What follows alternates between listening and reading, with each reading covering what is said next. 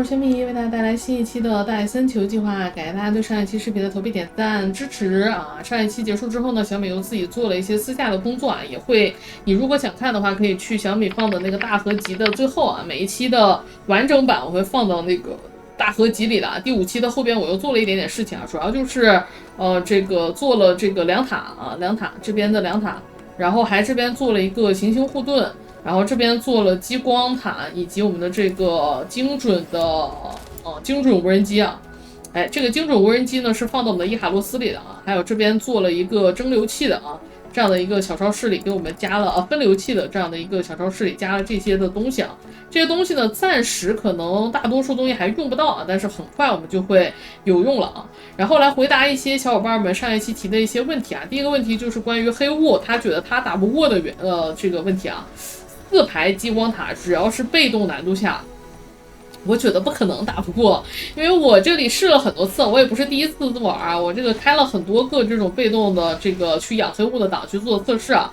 我测试完全没有问题啊，并且我也在我这个档上挂机挂了1个多小时，这个巢穴等级涨到了26级位，一个塔我都没掉过啊。首先你需要明白的是，我们攻打下这个塔这个基地的时候，一定是损失的啊。一定是损失的。我们因为刚开始攻打的时候，这边刷出来的黑雾单位是非常的多的。那当我们把它攻打下来以后，开始超频啊，开始养殖的时候，其实每个单位时间来袭击我们的这个黑雾单位其实并不是很多。你可以看到啊，因为他们刷兵是需要有一定速度的，并且还需要一个识别判定的过程，所以单位时间面对的并不是很多。我们大多数的塔其实大多数时候都在摸鱼啊。再加上呢，我们这里放了一个信号塔作为一个这个火力吸引点啊，在后面配上了1排的这样的一个战场分析基站，这是不可能打不过的，而且完全是可以守得住的，守到满级黑雾是完全没有问题的。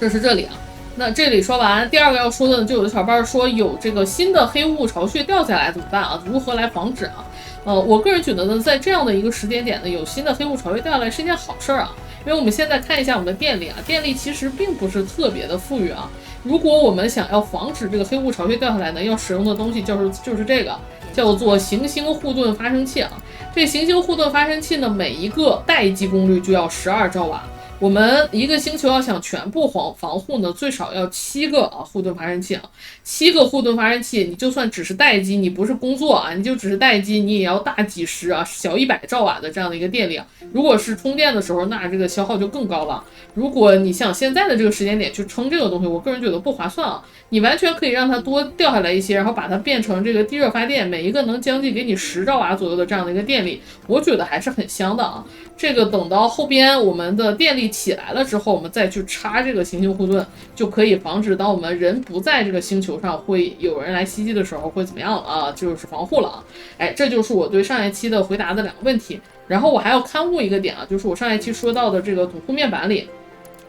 我说星际物流，我们有星际物流塔之后可以跨星球拿东西啊，这个其实是版本刚更新时候的一个 bug 啊，我后面不知道这个东西修复了啊，这个东西是个 bug， 现在不能跨这个星际去拿这个物流塔里的东西啊，但是有一件事还可以开始做的，比如说我在我的这个母星上啊，我在别的星球上插了一个星际塔，这个星际塔里呢，我忘了放飞机啊，但是我回到了母星，我还可以在母星上去给这个星际塔去补飞机、补翘取器啊、补这个大小飞机，这个是还可以做的，但是跨星球拿东西的确是不可以了，这个是我的失误啊，我没有去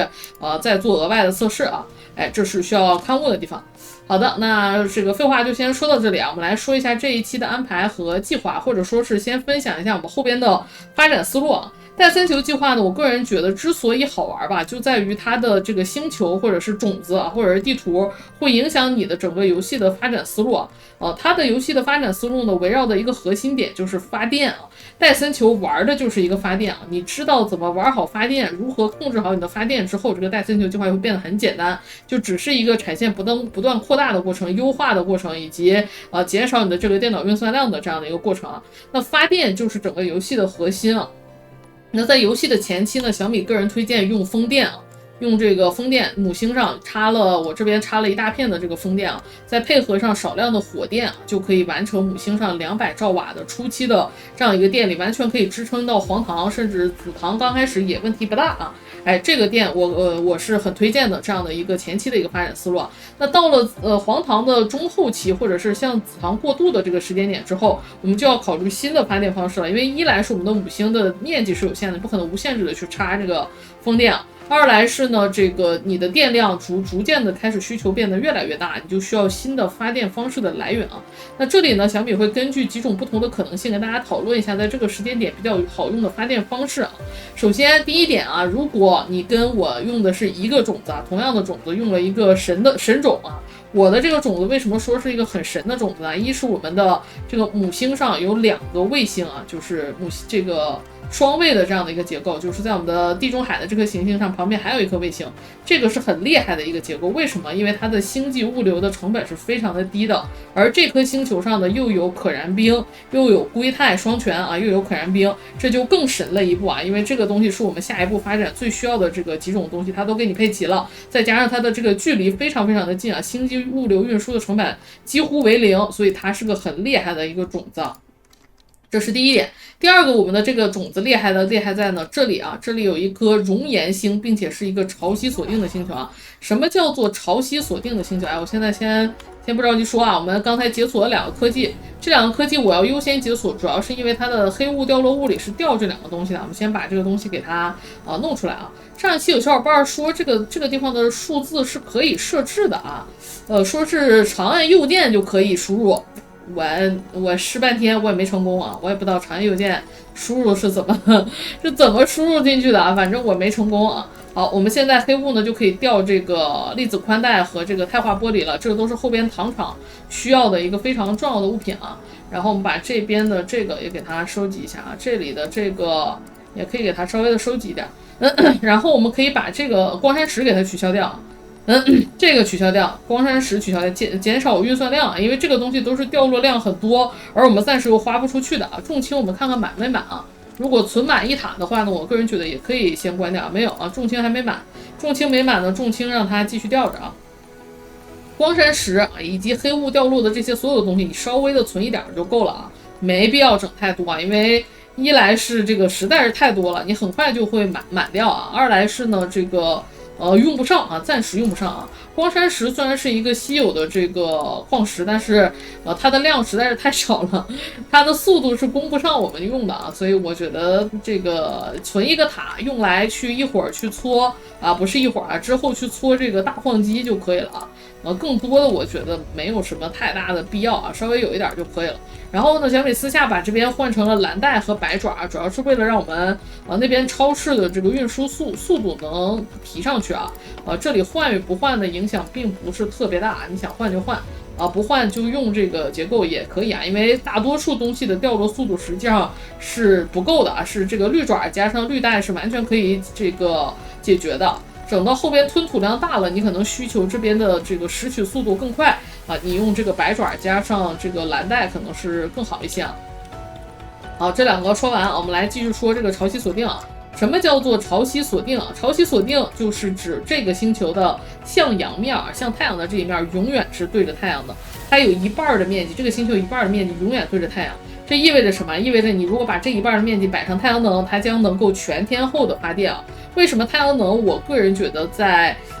怎么说，游戏的前中期吧，它不是特别好用，就是因为随着你这个星球的转动啊，你这个太阳能总有1半是白铺的啊，它只有1半在发挥这个功能，并且还受到这个光照的角度影响，有的时候可能还会有影响。你如果想在这个赤道上铺，比如说你不想让它受这个光照角度的影响，在赤道上铺，你又会占据掉这个铺工厂最佳的这个面积啊。我个人不是很喜欢用太阳能腰带啊，我有的时候我宁愿用极地的这个太阳能啊，我有的时候都不太用太阳能腰带啊，就是因为这个原因啊。当然这是个人的选择，太阳能腰带你说好不好用也可以用啊，在以前版本呢是必用的啊，但是现在版本已经有了太多其他的选择啊。我们现在呢有了这个，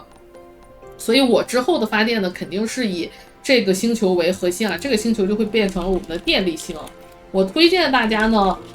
在这样的一个时间点呢，就已经可以开始考虑给自己找一个电力星了你如果有神种，自然是最好那如果你没有潮汐锁定，假如说你这是一颗熔岩星，它也可以作为电力星因为熔岩星的话，一般来说你的这个黑雾巢穴地表上黑雾巢穴的数量，就是像是这个星球上这个插的这个基地的这个数量，是跟它的这个星球的温度，或者说这个星球靠近的这个行星的距离是有关的。你这个星球离这个恒星越近离恒星越近，你的这个星球温度越高，温度越高呢，这个黑雾巢穴的数量就会越多。所以呢，这个你可以看到这个熔岩星上已经被插成刺猬了，全是这个什么，全是这个黑雾巢穴那相比来讲呢，我们的这个卫星它是一个动土它的这个黑雾巢穴的数量就会少一些这是有关的。所以如果你有一个熔岩星那这个里面必定黑雾的数量也不少，然后你又有这个岩浆，你就可以利用地热发电作为你的电星的一个支持，然后再配合上风电或者是太阳能，也可以作为一个电力星只是没有这个这么强但也能作为那如果你的小伙伴说了，我又没有这个，又没有熔岩，又没有潮汐锁定，我刷了一个很烂的种子，但我又不想放弃它，那怎么办呢？也是可以的，你可以考虑中间在这个找一颗这种很平整的星球比如说你的内圈如果不是这个熔岩星的话，那要不就是什么干旱荒漠这种星球呢，它一般来说都是面积很大很空旷，能建设的这个地方很多那你就把这个太阳能5圈的这个太阳能腰带铺上，然后在其他的地方插满风电，然后也可以让它作为一个电力星，足够的，这个面积上是足够让你发展出你后边的这些科技所需求的东西上的，所以可以在这样的一个时间点去开始考虑你的这个电力星是什么了。那为什么我要聊到电力星的事呢？一来是这个电力是影响我们的发展的瓶颈，二来呢，我们也要开始为发电做一些准备除了我们刚才说的这些事儿以外呢，以我现在的这个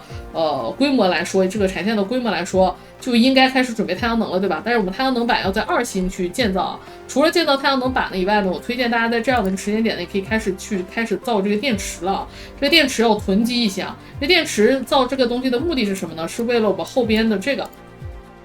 星际电力运输的这样的一个科技星际电力运输呢会解锁这个能量枢纽，能量枢纽是在这个游戏中仅次于小太阳。什么是小太阳？小太阳是我们在游戏玩到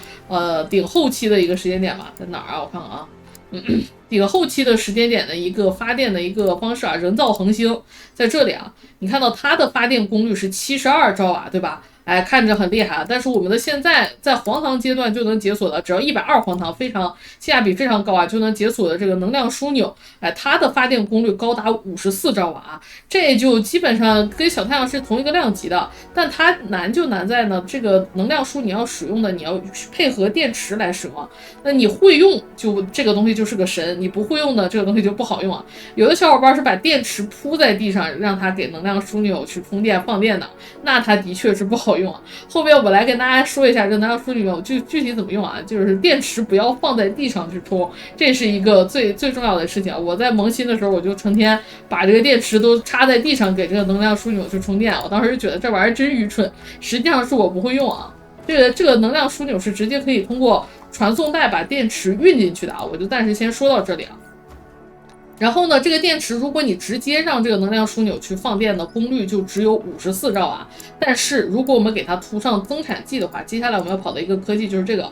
蓝色增产剂我们增产剂一共有3种颜色，黄色、绿色、蓝色分别呢，黄色的是可以给额外产出 12.5%， 加速生产 25%， 意思是可以把产线它有2种模式我们在这个制造台里我们可以给大家仔细说一下。制造台里你可以看到这边有一个选项，一个是加速生产，一个是额外产出。如果你的这个产物这个整个体系里是有增产剂的话，这个增产剂会生效，你可以在这边去来回切换你到底是要哪一种到底是哪一种。关于增产剂呢，如果细讲的话，你一期视频根本就讲不完我们为了时间受限我们就先说有关能量枢纽的这一部分我们就直接看蓝色的增产剂。蓝色的增产剂可以让我们额外产出 25%， 加速生产 100%是最厉害的增产剂这个增产剂呢，它的加速100%是可以在电池上生效的。什么意思如果我们生产出来的电池喷过这个蓝色的增产剂，再配合我们的能量枢纽去进行输电我们的发电功率是可以翻倍的，就从这个54兆瓦直接加速100%就直接100%翻倍这个电量就非常非常的夸张了。并且更重要的是啊，我们这个增产剂喷到这个电池上，你只要不把电池摆下来，不把电池像一个建筑物一样摆在地上，这个增产剂的效果在这个电池上就一直生效啊。也就是说，这个电池从生产出来开始，你只要喷过一次啊，它就一直会在我们的这个电池上记录下来啊。你以后只要在这个能量枢纽里进行循环，它这个电量就非常的高了。因此为了做到我们之后说的这件事儿啊，一件事儿就是开始去造这个电池以及我们的这个太阳能电池板的产线，以及为了给我们这个黄糖补速的，因为黄糖速度太低了，没有钛板啊。我们首先要去2星，去把2星的这个星际运输给它开发起来啊。那第二个事儿呢，为了这个给能量枢纽提供更高的这个电量，我们需要做的一件事呢，就是给我们的这个电池喷上蓝色的增产剂。所以生产这个蓝色的增产剂也是我们即将必须马上要做的一件事啊。那去这个2星之前呢，我们做的最重要的一件事呢，就是把我们的这几个格子啊，这几个物流格、物流系统我还没给大家细说啊，我们就先放进去啊，等到后边再说吧，一期能说的东西实在太有限了。我们先把这个物流格子给它填满啊，填满之后呢，多带一些绿带，把所有的绿带还有你的这个爪子、电线杆这个矿机等等的这些东西尽量的带全啊。其他的东西可能暂时还不是很关键啊，主要带这些，然后带一点点燃料啊，燃料不带太多也没关系，因为在那边也会打黑雾的。好，我们现在开始呢，就前往2星啊，去到我们的这个卫星上啊。我这个2星非常的近啊，所以燃料什么的我们根本就不用太在意啊。但是我这个2星呢，可能是因为离母星太近了，虽然它是一个冻土星啊，但是它上面黑雾的数量也不少啊，所以我会用一段时间先把这个黑雾给它清掉啊。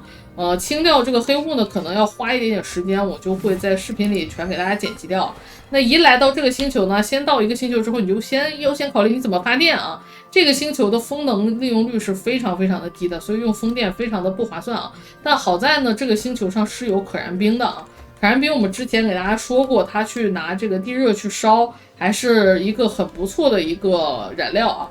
效率是很高的啊，这个能量转化率是很高的，所以呢，我们就用风电先给这些矿机呢补一些电啊，然后呢，把这些可燃冰先给开发出来。我这边只有2撮可燃冰啊，虽然数量不是很多，但是让我们去把这些黑雾打下来是足够了啊。其实呢，这个黑雾呢数量多呢是一利一弊的啊，它弊的地方就在于你每到一个星球你就得考虑黑雾的事情，它真的很烦啊。这被动难度下我都觉得很烦啊！我现在最讨厌干的2个事，一个是摆矿机，一个是清黑雾啊！真的是我玩这个游戏玩时间长了以后最讨厌的2件事。所以为什么我玩被动难度啊？就是因为它能让我其中一件事过得稍微的舒心一些啊。但是呢，虽然如此啊，但是黑雾呢给我们带来的这个初始的电量也是很足的啊，所以用黑雾来进行一个初始发电还是很不错的。我这里就带了50个风电啊，我们就用这个50个风电啊，去把我们的这个初始的这点可燃冰的带起来，然后去用这个火电然后来供给我们初期攻打黑雾的一个能源。然后就是一点点去把这些黑雾清掉的这个过程啊，因为我们会在2星待的时间会比较久啊，因为要清理这个地面的黑雾嘛。你说被动难度下你不清它行不行啊？你就挖了矿你就走，可不可以啊？也可以，但是我还是挺馋这个电力的。这边一共9个巢穴，9个巢穴接近100兆瓦的电力啊，这不香吗？这个还是挺香的啊，100兆瓦的电力，我们就有了这些电之后。之后2星的短期内都不用为电发愁了，所以我会把这9个巢穴全都给打下来啊。然后这边我们就开始用这个可燃冰稍微的发一下电啊。一个满黄带的可燃冰可以带动10台火电啊，10台火电，10台多一点，但是多的不是很多啊。那我们现在这边是9个啊，9个我们稍微带的少一点的话，8台我觉得肯定也是带得动的啊。你也不用非得可丁可卯的做量化，差不多就行啊。反正带动起来不够就算了呗，不够就算了。好，那这边我就做一下这个快进啊，把我们的这个打黑雾以及发电啊，给这个星球弄这个发电过程的这个视频就给做一下精简啊，然后弄好了之后再回来给大家看。跟大家说一下关于这个清黑雾的一些小方法。首先，你可以摆出这种3排，再配合这个基站的这样的一个东西啊，然后我们可以把这个东西直接就复制到蓝图里啊。然后之后我们在每一个这个黑雾的这个前面就直接拍蓝图，这样能节省一些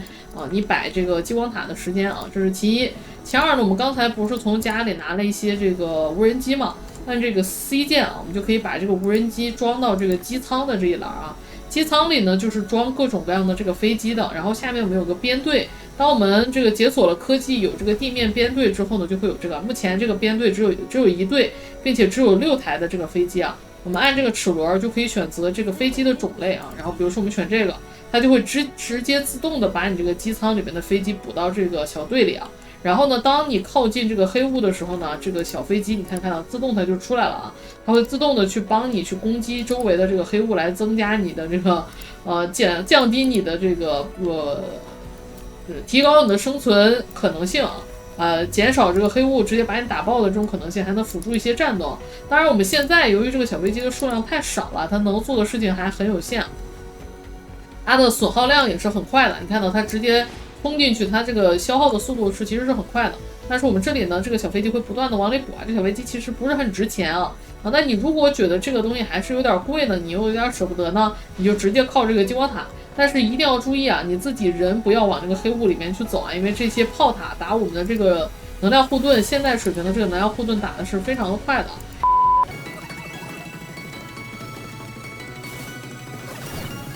哇，这里这里站得太近了，因为这边炮塔的伤害太高了，一瞬间能量盾就击穿了。那如果真的发生这样的话，你就可以选择消耗一些元数据啊。当你玩到这个时间点的话，你的蓝糖的元数据至少应该有一点了。重新部署就会回到母星去啊，原地重组就直接在原地，但是它更贵一些啊。然后每一次复活呢，它消耗的这个元数据的数量也就更多，然后所以打黑雾还是要稍微离得远一点啊。这个太近了就容易出事情了。然后当把核先推了以后呢，你就让这个激光塔一点点的往前推就好了，就靠这个你的建造距离更长的这个优点啊。一点点往前推。我这里初始只带了50个激光塔，带的其实也不多啊，然后其他的东西也没怎么带啊。主要就是靠以战养战啊，这边会掉很多的黑落掉落木嘛，包括能源啊什么都会掉。这个再加上绿马达，再加上我们的这个啊，就可以做出这个激光塔了啊。这不是激光塔的，这是基站的吗？这是基站的。激光塔要铁，还要什么来着？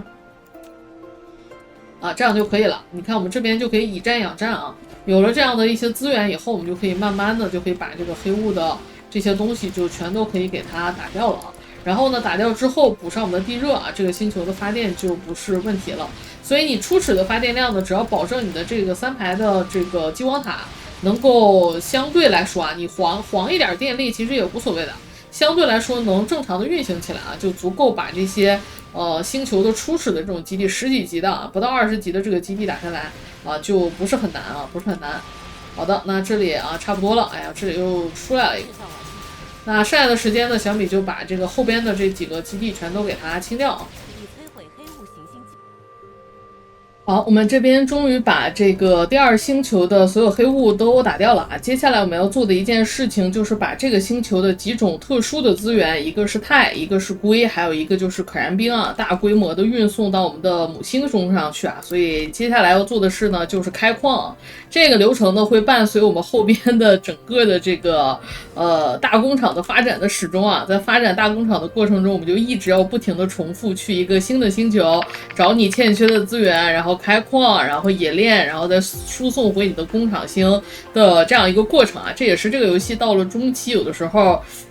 这个不愿意做大工厂的一个原因啊，因为这个地方有一点点枯燥和乏味啊，尤其是摆矿机的过程。当然你可以不摆的这么像我的这么密的啊，我摆这么密最主要的原因是因为我希望能通过尽量少的这个矿点吧，或者是传送带啊，能实现大量的大规模高速的把这个矿石运回母星的这样一个目的啊。你说这里开多少够呢？我个人觉得3条绿带吧，3条绿带就足够你用到去离开母星之前了，完全足够啊！你无论怎么花，应该都花不掉的这样的一个数量啊。所以我们这边就开始开这个矿物啊，一个这个钛矿，一个硅矿和一个可燃冰。可燃冰因为受限到我们的矿簇的这个数量，所以能开多少我们就暂时先开多少啊。但是这个钛矿和硅矿最少是3条绿带的一个数量，一条绿带呢是720每分钟啊，是我们黄带的1倍的数量。然后对应初始的矿簇数量的话呢，应该就是24矿簇，对应一个绿带啊。但是需要注意，我们现在的科技其实已经升级过啊。我们可以在这边可以看到啊，矿物利用度以及采矿速率已经是一个110%的速度啊。当然，这个速度你现在忽略不计也是可以的啊。不算的那么精确的话，我们就大概还是24个。你稍微那啥一下的话，22到24个之间啊，矿簇啊能供给成一个绿带啊就可以了。然后满的一个绿带，这个它的速度，一个黄带能做到的这个，我们可以看一下冶炼钛板和这个硅板啊，都是2秒一个，然后每1秒需要一个，也就是说360的话呢，就是180的产量，它的炉子也是6个，6个是这个180的一个产量。那我们对应的这个钛矿和硅矿的这个数量呢，就是720的话，对应的就是12个炉子啊。12个炉子出来的就是我们一条黄带的这样的一个硅板或者是钛板啊，就是这样来计算的。那冶炼的模块呢，也可以通过这个复制啊来进行大规模的制作啊。比如说，我们就先在这里画一个模板，然后进行不断的 Ctrl+C 就可以了。这里再教给大家一个小技巧啊，我们先把这个绿带补完啊，这是27、14、37、21啊，21加3刚好24啊，这个还是挺正好的。那即便不正好呢，稍微多一点或者差一点都不是很关键的啊。然后我们这里就补满了一个720的一个绿带啊，然后我们这边来做这个钛板啊。这边钛板，然后爪子我们稍微的测一下啊，然后我们来跟大家说这个有关又一个新的密铺小技巧啊。当然密铺这个东西你可以不用的啊，完全不用也没关系，但我们这个是教学视频嘛。对，所以尽可能的把一些小技巧就跟大家分享一下。之前给大家分享了有关这个传送带的这个密铺啊，我们先把这个工厂的这个结构先复制一下啊，我们多复制几个，先把它摆上，你就能知道为什么我们要使用密铺了。你当然可以选择在中间留一格的这样的一个距离啊，我们这边跨回归线了，所以它放不下啊。你选择留一格，在这一格里放这个电线杆也是可以的，只不过你的电线杆的数量可能要放的密一点。我们也可以选择呢完全不留啊。完全不留呢，你就要学会使用这个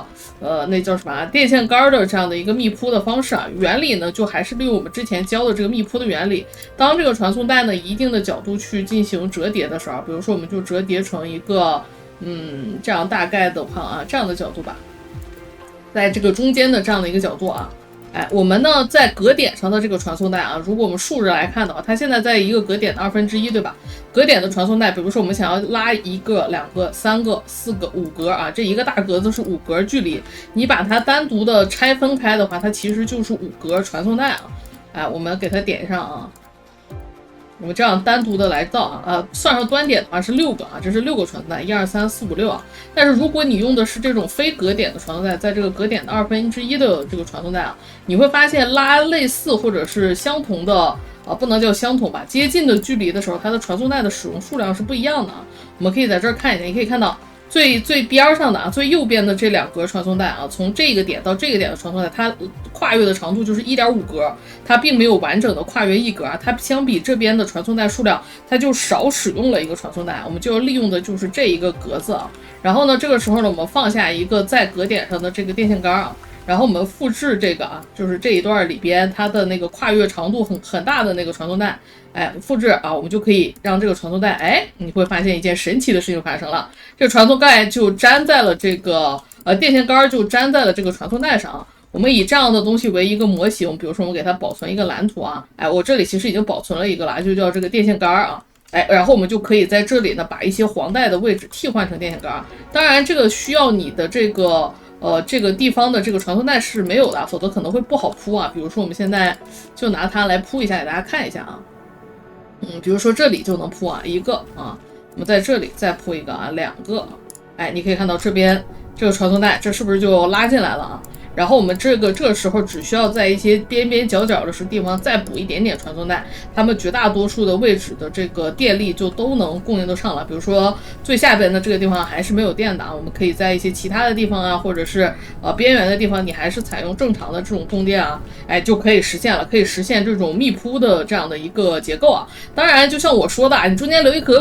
行格子，其实就可以解决这个问题啊，未必需要用到我这个技巧的，我只是把这个东西分享给大家，至于实不实用呢，就看大家个人了。好的，那这个开钛板、硅板以及我们的可燃冰的过程，我就做一下剪辑，稍后回来给大家看。好，我们来看一下，我这边做了一个4条硅的，这硅的这个出口速度够的，4条黄带的硅板和4条黄带的钛板，加上2条绿带的这个可燃冰这样的一个输送给我们的这个是星际物流塔是一个大塔。大塔一共是5个格子除了能放小飞机以外呢，还能放这种星际物流运输机。小飞机呢是用来给这个当星系内进行运输的我们的大塔呢跟这个小塔不一样，它旁边有2个按钮，一个是管这个行星内的，另一个呢管的是整个星系整个星际的那我们的大飞机就是负责星际的这一条线路，小飞机呢就是负责行星内的。我们行星内呢并没有地方是需要硅钛和可燃冰的所以我们不需要放这个小飞机，我们只要需要放这个大飞机就可以了然后大飞机呢，我们的这个星系呢是这3种矿物都是输出，所以选择的都是星际供应，这样就可以了然后你可以把这个起送的数量的调得大一点，你也可以就10%其实也还可以也不错的。我们就用这个10%的这样的一个数值，就用这个默认数值，其他的东西都不用改优先级什么的我们等后边用到的时候再来跟大家说。那暂时呢，第一次来这个2星，我们把所有的这个黑雾都打掉，获得了足够的电量。我那边可燃冰的这些发电我全都拆了然后我们就用这个电力是完全足够的，甚至后边撑这个行星护盾也是够的，想撑就撑。我这里先不想撑我想让这边再多打一点地热孔也是可以的。那第一次我们就可以先回家了。回家我估计家里的这个应该有很多地方也落下了这个地热口已经可以去再撑一下家里的电力了，应该也不止我们养殖的那一个地热口，你可以看到这边有3个被插了这个黑雾所以我一会儿会去处理一下然后科技一直没有走，我们把科技也给它走上。那既然我们开始了星际运输呢，我们就先走这个运输船的2条线运输船2条线，一条是升级运输船的速度，物流运输机的速度和配送运输机的速度另一个呢是升我们的这个运输舱的容量让我们的这个船的容量更大可以提高我们的这个运载量。这边能加100最高能加100物流配送运输机是那种非常非常的小的小飞机不是那个什么的运输机所以就是这样的2个事配送运输机指的就是最小的那个飞机，这个飞机然后这个物流运输机指的是这个第2个这个飞机然后星际类的这边还有一个星际物流运输机，指的就是最大的这个运输机这里优先推荐大家先升这个机舱的容量，为什么呢？因为机舱的容量的升级是不会增加我们的耗电量的，而如果你先升级的这个运输机速度呢，这个速度是跟它的耗电量是挂钩的所以在同等的条件下呢，优先先升这个容量它都能达到扩充的这样的一个目的，但是它消耗的这个电量是要更节约的所以你可以优先的先去升级这个然后黑雾我们也要处理一下，处理黑雾的同时呢，我们要找个地方开始做我们的这个蓝色增产剂的这个产线我打算做一个180的蓝色增产剂，算是一个半黑盒吧一会儿我造好了给大家看这边落了一个黑雾巢穴这就是我说的有可能会让你守不住的一种情况，就是另一个黑雾巢穴离你这个基地很近但其实这个位置吧我觉得也还好目前看起来也能守得住我决定呢把这个给它拆了，让它就扔到地上就好了。我们可以把地上的这里给它稍微的清理一下，然后把这边的再给它补一下我们这样的话呢是可以让我们的这边的这个拾取黑雾掉落物的这个战场基站它能够拾取的这个范围更大一些，否则它能够匹配中心的这个战场的范围太小了，它可能很多东西它都捡不到。那有了这边的这个，我反而觉得还可以是一件好事来着。我们可以在这边再稍微补2个这个2排的这个叫什么激光塔这样的话呢治理就足够了这边我们2个黑雾基地一起超频啊，这样超频的速度会更快一些啊。当然我们一会儿还得根据我们的这个实际的这个防守的情况再来决定后边需不需要再补充。但是你看我一直都没管过这里啊，这边一直在刷，也一直没有出现过任何的问题啊。感兴趣小伙伴呢也可以去看小米的那个全部流程一刀不剪的那个视频啊，都会在那里给大家放出来啊。那然后呢，我们还要做的一件事呢，我个人习惯把这个家里的这个基地我一会儿就给它拆掉了。我个人是比较习惯把家里的这个星际运输塔都放在极地的位置的，我个人的习惯啊。所以我们先来给大家看一下，我们把这个星际塔先放下来先把我们的这个黄糖的产量给它补上来我们就放在这边的这个极地的位置不用放在正中心在极地的大概的这个外一点圈就可以正中心我们后边还要放这个行星护盾，以及可能后边还有小太阳等等的然后这个塔也不需要充电也不需要给飞机我们就直接需求星际需求我们的这个钛板，然后星际需求我们的硅板，然后星际需求我们的这个可燃冰直接这3个需求起来，就可以看到这边的飞机就在不断的送了。每一个大飞机的运载量是200，我那边一共10个大飞机，所以是2000，运了1400的钛和600的硅那如果你的这个2星的距离离我们的这个母星比较远的话你还要考虑一下你的这个运输船的一个运输速度但是由于我们的这个2星离这个母星非常的近所以这个运输船的速度基本上可以认为是秒到你可以看到这边的速度是非常快的这个运力是很棒的。如果你觉得你的这个运输太慢呢，你就可以优先的先升这个引擎或者是升这个扩容都是可以的，都是可以提高你的这个运输舱的一个速度我们直接就升到黄糖的4级一直走到这个1000黄糖的这个水平，这个运输的速度就非常的快了，就足够我们这个前期这不能叫前期了吧，前中期的使用了那这3个我们就已经弄好了。然后我们的整个行星内的这个物流塔这个生产黄糖的那里我们是这个钛板是需求的所以就直接可以运送到那边去给我们的这个钛板来使用了。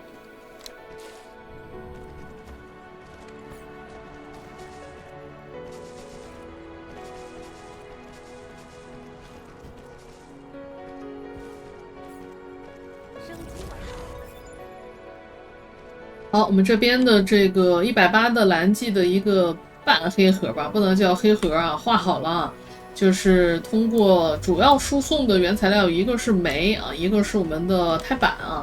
钛板和煤是我们最主要的在做这个增产剂时候的输入，黄剂只需要煤然后绿剂的话是需要这个金刚石，金刚石就是石墨嘛，石墨就是煤，也是一样的然后蓝剂额外是需要这个碳纳米管，碳纳米管呢是通过石墨烯生产的，石墨烯有一个高效配方是需要我们的可燃冰，可燃冰我们已经通过星际塔运过来了，所以我们就可以直接用可燃冰生成石墨烯和氢气，然后再用石墨烯呢生成这个碳纳米管，碳纳米管的生成额外的只需要钛板所以我们这边要输出这个可燃冰和这个钛板就够了速度都不需要太快我们只做了一个180的这样产能的一个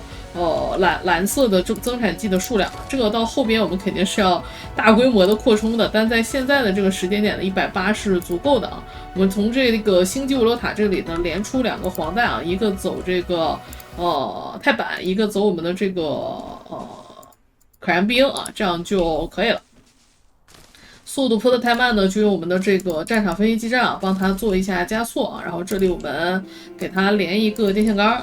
看看它的位置这边可能还是够不到一会儿我们再过来帮它补先来给大家看一下这个工厂这个工厂呢其实就很简单180的话就是8个蓝记工厂，8个绿记，8个黄记然后这边的化工厂是6个这个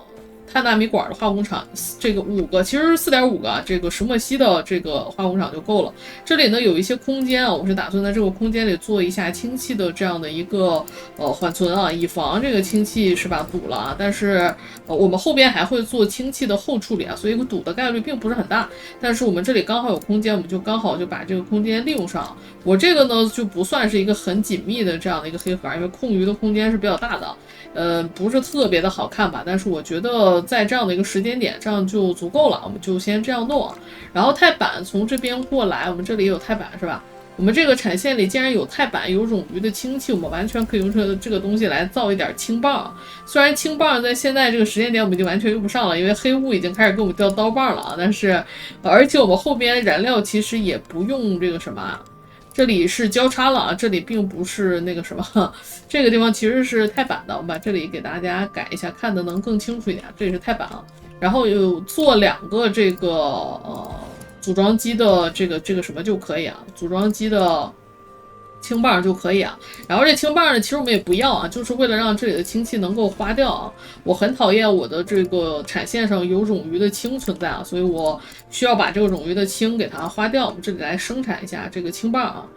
液氢燃料棒啊，就是要10个氢1个钛啊，就能生产出来啊。然后很多小伙伴呢跟我反馈啊，说他抄作业啊，抄这个180蓝糖也好，或者是红糖也好，它的产量呢总是在一个不尴不尬的数值，反正就达不到180啊。比如说130、150，它原因是什么？原因就是你的爪子你没有做谨慎的选择啊。我们的这个普通的黄爪只能做到1.5秒往返的这样的一个速度啊，也就是说这个三个物品啊，这个。就每2秒运送3个物品啊，所以当你的这个要需求的速度比这个大的时候，比如说最典型就是我们这个氢棒6秒要10个，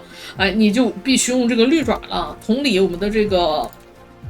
黄色的增产剂，它是每0.5秒就需要1个酶啊，我们的这个黄爪就共用不了，所以必须要用利爪啊。所以当你不注意这些细节的时候，你就有可能会导致你的这个产量啊跟我们量化的这个数值对不上啊，这个就是原因所在啊。然后我们在后边呢，是吧？我们这个玩意儿生产出来，我们其实也不用啊，但是我们就可以给它直接烧了啊，或者你拿一个箱子存一下也可以，但是实际上我们用不上哈，所以我也不想存它，我就直接拿一个这个什么给它烧掉就好了，在后边做一个算是氢气的后处理啊，这样我们的这样的一个这个180的一个蓝剂的一个产线就算做完了。这里之所以还没有开始生产的是我们原材料还差一点点没运出来，我们把这边的袋子给它补上，然后生产出来的蓝剂呢，我们也要进这个星系塔。这个蓝剂我们之后是要全星系来使用的，当然这180目前只是给我们母星先用一用啊。比如说我们那边超市那里不是有很多的物资掉落的数量其实比较少的嘛，我们都可以喷蓝剂啊，比如说在造这个大塔的这些产线上都可以喷啊。如果你实在缺的话，因为这个蓝剂呢可以节省我们的这个材料的使用量啊，它不仅仅可以用在电池上，当然我造这个产线的最主要的目的其实是为了电池啊，但是它并不仅仅是可以用在电池上的，在很多的地方它其实都还用得上啊。然后这边的煤炭一定要注意是2个720的煤炭的量，一个720去接你的这个黄剂的生产，另外一个720呢是去用来做我们这里做一个抬升吧，这里做一个抬升，看一下啊。我被卡住了。一个是用来做你的这个黄剂的一个生产，一个是那边去用来造这个石墨烯啊，是用到很大量的这样的一个这个煤炭的啊，一定要保证2个720的数量。然后我们这里都抬升一格啊，把这边的这个地方运过去啊。那边做了一个垂直带的处理啊，然后这边的煤就过来了，然后我们这边降下来啊，这个煤炭就进来了。这里就算是弄完了啊，袋子并没有做最那啥的优化，但我觉得，反正后边的做一塔一物的时候也用不到这种拧麻花结构啊，后边就不需要了。好，这边蓝剂生产出来的，我们就给它运送到塔里啊，这里就算完事儿了。那这边母星暂时又完事儿了之后呢，我们接下来呢，今天的视频的目标我还没有完成啊，因为如果只是这样的话，产线其实规模并不是很大。虽然我花了很长的时间去清理黑雾，这就是黑雾多的一个麻烦的地方。虽然它给电啊，但是要花很长时间去清理黑雾。但是我们后边还有一件事啊，就是去我们的2星去把我们的电池和我们的这个太阳能的产线啊，以及我们的这个马达啊，我们的马达产线给它做出来。马达产线主要是为了给超市用的啊，因为我们的爪子也好呀。主要是爪子和传送带要消耗大量的这个绿马达和蓝马达啊，这个东西是我们需求的。我们也可以在这个原材料这里点这个东西，你可以看到都哪些东西是需要马达的。因为我们现在这个黑雾是给我们调这个加力推进器的，所以绿马达的数量没有以前需求的那么高了。但是粒子容器的量应该是不够的，我们应该还是要补一点这个绿马达用来生产这个粒子容器啊。所以这个绿马达的量还是要稍微的量化的多一点啊。等到第2星的时候再给大家看，我们这边给大家看一下运行起来的这样的一个状态啊，这边绿计的量还不够，所以边上的这里还没有供应上。我们看一下是不是所有的这个都供应上。我们这里黄计这里啊就出大问题了，没有放爪子是吧？哎，黄计这里我之前，那我这里，放爪子了呀，放了啊，那这里是什么问题啊？生产的放不出去，生产的放不出去，那袋子的运力不够啊，那这里你就要检查。你看现在我们就发现这个黄计的这个袋子的运力不够，因为黄计每秒是产2个，用360的这个运力是不足的，所以我们这里就升级一下，来确保每一个工厂都正常的、正确的运行出来了之后，我们再离开这个产线会比较好一些啊。这边是什么呀？这边是蓝计出不去啊，蓝计出不去。这里是不是反了？对的啊，这个传送带的方向反了啊。我们这样做一下检查啊，就没问题了。好，蓝计这样就也能出来了。这里还有一个啊，这里是绿计的量还没有供应上啊。这边的呢，这边是金刚石不够。这里少一个金刚石的爪子啊，把它也补上。那这边绿计肯定也就够了啊。那整个的产线的数量应该也就没问题了啊。这边是满带了，没关系。好的啊，那我们这里就算好搞定了。我们现在回到我们的2星啊，去开发新的产线。好的，再次来到我们的2星啊，小米开始给大家介绍一下有关一塔一物的这个思想啊。之前我们来用这个行星物流塔的时候，大多数是用来做一个物流的中转的作用啊。但实际上，行星物流塔最主要的一个作用呢，还是来做这个一塔一物的结构啊。何为一塔一物呢？就是每个塔里边只放一种东西啊，或者是一种原材料，或者是生产某一个物品的所有的原材料啊。比如说我们拿这个比较复杂一点的，假如说是这个 CPU 来决定啊。那如果我想做 CPU 的一塔一物，我会在这里放上一个塔。首先做一塔一物，我个人推荐用小塔，除非你的这个东西要求特别多啊。比如说我们后边做的有的东西的生产是需要4种物品的，4种原材料啊。这个时候呢，你用这个星际塔勉强还可以啊，否则其他的所有的情况我都推荐用这个小塔。小塔的优势在于什么？小塔的劣势，首先说劣势，劣势在于它的缓存空间比较小啊，每一个格子只能放5000，大塔是放1万啊。其次呢，它能放的这个小飞机的数量，你可以看到只能放50个，大塔放小飞机一次能放100个，所以这个东西是它的劣势啊，它的劣势所在这里。但是啊，我们一般来说做一塔一物结构的时候，这个小塔的运力是足够满足的。因为做一塔一物的话，它的这个原矿啊，一般来说后边我们做大工厂的时候，我会用这个星际塔在这个极地的这个地方啊，比如说在极地的这个位置摆一圈星际塔。这个星际塔呢，都在星际上需求这个原矿啊，原矿就指的是铁呀、铜啊、硅啊、钛啊、煤啊这些东西啊，在这里需求原矿。然后在这个星际塔上呢，全都充上电啊，放上大飞机，也放上满足100的这个小飞机啊，然后通过这样的一个运力呢，运送到这个各个的小塔，然后在小塔上做一塔一物。小塔呢，虽然有刚才我们说的2个劣势，但是它的优势也很多啊。一是它造价便宜，二是它能摆放的距离足够近啊。这个对于我们后边造这种一塔一物的大工厂来说还是很重要的，否则你拿这个星际塔去造的话，你会发现环这个赤道一圈，你摆不了多少个星际塔就满了，你会的结构不够紧密啊。我个人还是比较推崇用这个小塔去做的，当然你要实在喜欢用大塔，用大塔也可以啊。这就是所谓的一塔一物的这个核心的一个结构，用这个星际塔去运输原矿，然后用我们的小塔呢去进行一塔一物的这个生产啊。比如说我们现在的这个来举例啊，我这里打算开始生产我们的，在我们的这个2星上开发这几个产线啊。90的蓝马达，180的绿马达，90的 CPU 以及30的太阳能板和30的蓄电器啊，这些我都打算做2星来做。为什么这样来做呢？因为2星的话呢，我们所需要的所有这些产线所需要的所有原材料，铜、铁、硅和少量的这个煤炭啊，在我们的2星上全都有啊，并且呢，2星的面积相对来说是比较富裕的，母星那边的产线比较冗长，比较复杂，而且拉了很多的地面传送带不好做啊，所以我们就在2星开始在这样的一个时间点啊，就开始普及这个一塔一物的这样的一个思想。那一塔一物呢，我们就是把所有的这种原矿都输入到这个塔里，然后再通过一个塔或者是两个塔，一个塔放不下就放两个塔做这个冶炼。然后呢，比如说冶炼成了铁板，铁板再往上一级要升级成电路板啊，我们再来一个塔去需求这个铁板和铜板，然后再生成电路板啊，然后呢再往上去一层一层的往上合成，直至合成我们最终目标的这些东西啊。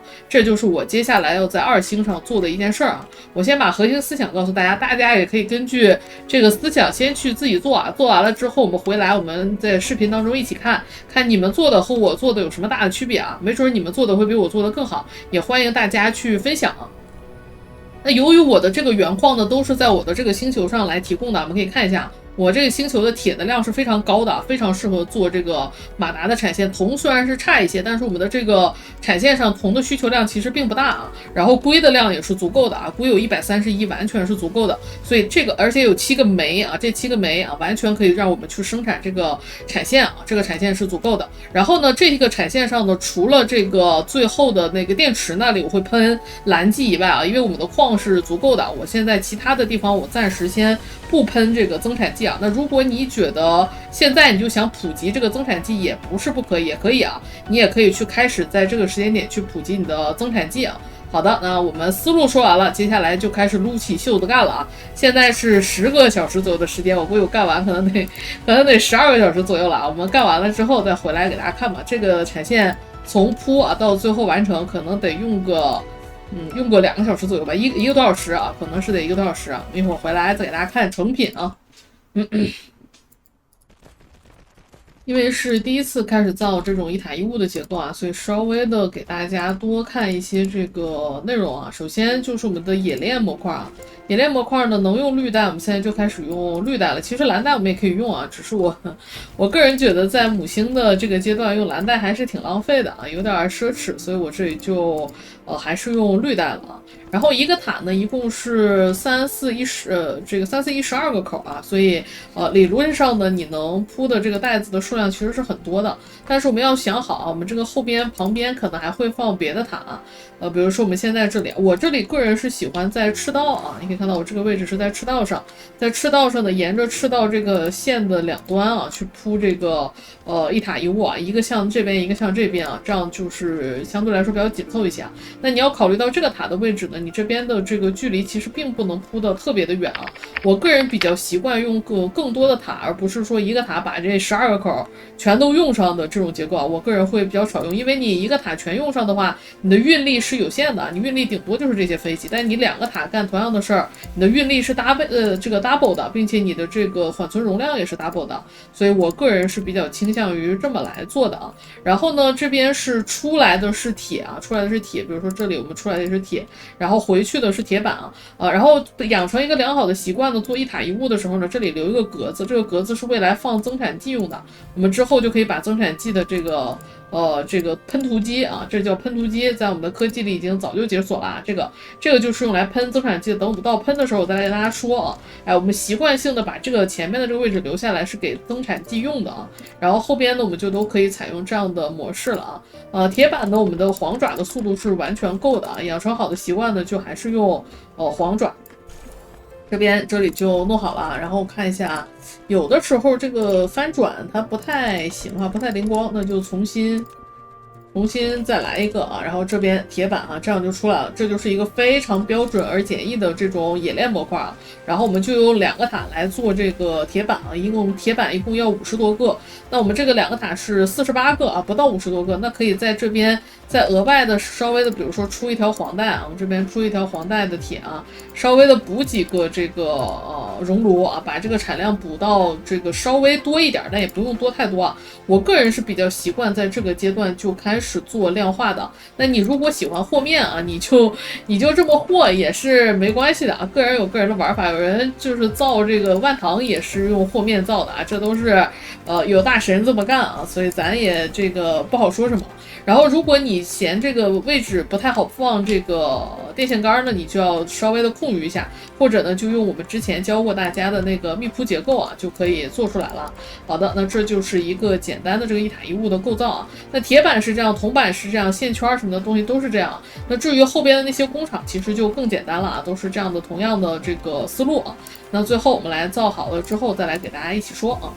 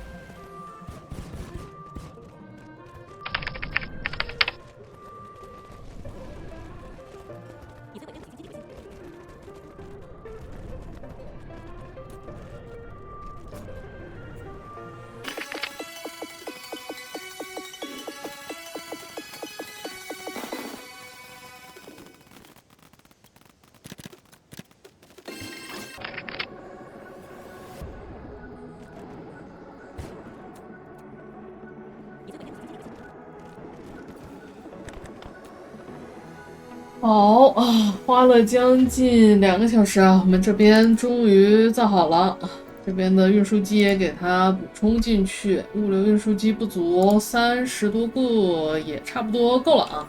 我们的蓝马达，我们的这个 CPU 在这边吧。哎，CPU 呢？在这里啊 ，CPU 啊，以及蓝马达还有绿马达都已经生产完成了。当然，这边的绿马达数量还不够，因为都这个来到这边去了，没有累积下来啊。时间长了之后呢，自然就会平衡了。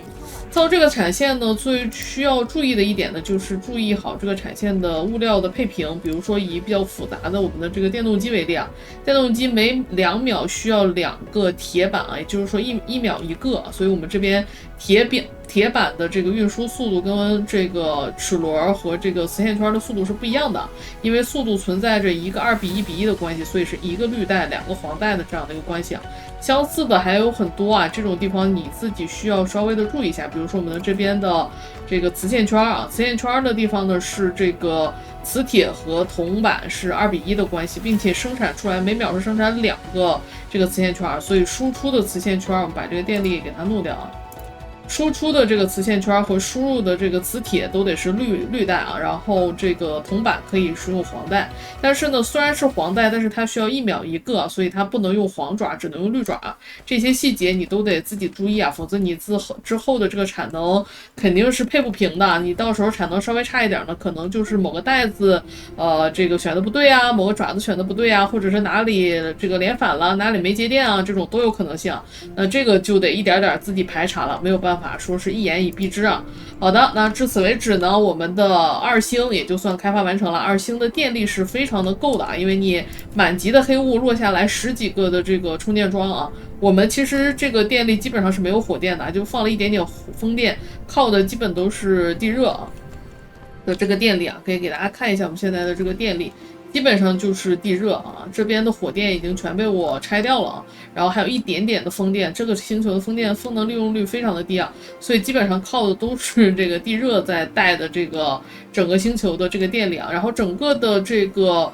厂区所消耗的这个电量，在网页上也会给你写啊，大概是90兆瓦的这样的一个数值。但是由于我们还有塔，这个里边是没有运算塔的这个耗电量的，而这个塔的耗电量其实还是挺大的，因为这个飞机一直在飞啊，所以你要余付出来大概120到，你看我这边接近150、120左右的这个电力，就足够我们这么大规模的一个这个 CPU 以及马达的一个产线的制作了。那这里就制作完成了。这个蓝图呢，我会在